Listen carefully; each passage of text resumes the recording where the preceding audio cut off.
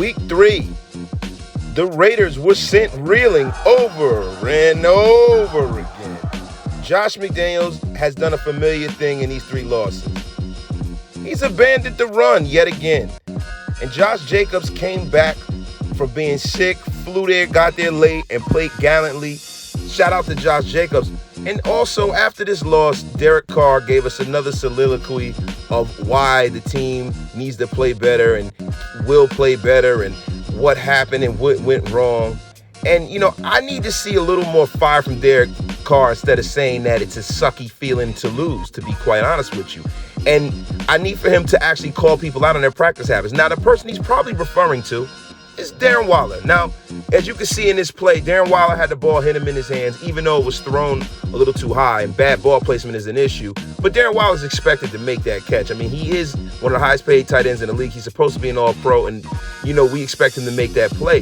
But the bigger issue is that Darren Waller wasn't there throughout camp. Darren Waller is spending more time dating his girlfriend from the Aces and making bad rap records. And even though he seems to be unfazed, we're not as a nation. We need to demand better and more from these players. This roster should be a winning roster right now, and there's no reason in the world that we should be the only team in the National Football League that's 0-3. Now, Darren Waller, to me, is on the clock. They just re-signed him. If there's any way they can get out of this deal and trade him somewhere, I would. Because you can't rebuild the trenches and this defense without having money. And Patrick Graham and this defense have some blame in this loss as well. Derrick Henry gashed him. Now, I'll give them a pass because they are missing Denzel Perryman. They're also missing Trayvon Merrick. They're 2 major cogs in our defense. And we pitched a shutout in the second half. And poor Davante Adams. Davante Adams is on a trajectory really to be one of the great wide receivers in the history of football, and I hope he still is. But he put his trust into Derek Carr, and it's looking like that was a mistake. Derek Carr has clearly regressed, and Davante Adams is paying the price for it. He's been the only true leader on his team. Now, when you talk about Derek Carr is one of the highest paid players in the league.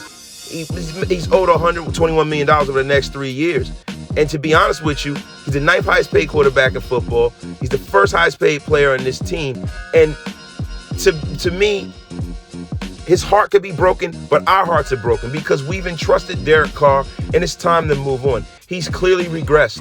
Now, 5 years ago, this might have been a better situation for Derek, him having all these weapons. But as of right now, Derek Carr doesn't look like he's the guy to get it done. And I'm not sure that Josh McDaniels is either, but you got to give him more time than 3 games. Mark Davis, you're on the clock because the one thing that's changed around here is everything.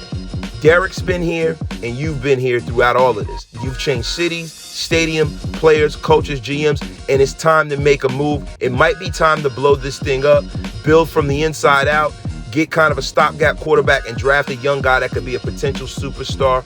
Guys, if you like what you heard on this video or you don't like it, hit that subscribe button, man. Question me in the comments. Leave your thoughts.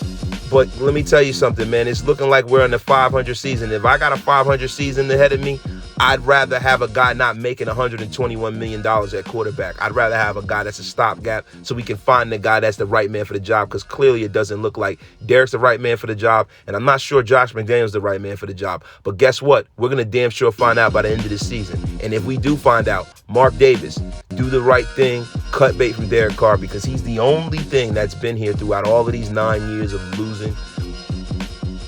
Let me tell you guys something. I'm not here for it. This is a commitment to excellence, not a commitment to mediocrity. It's time to do something different, everybody.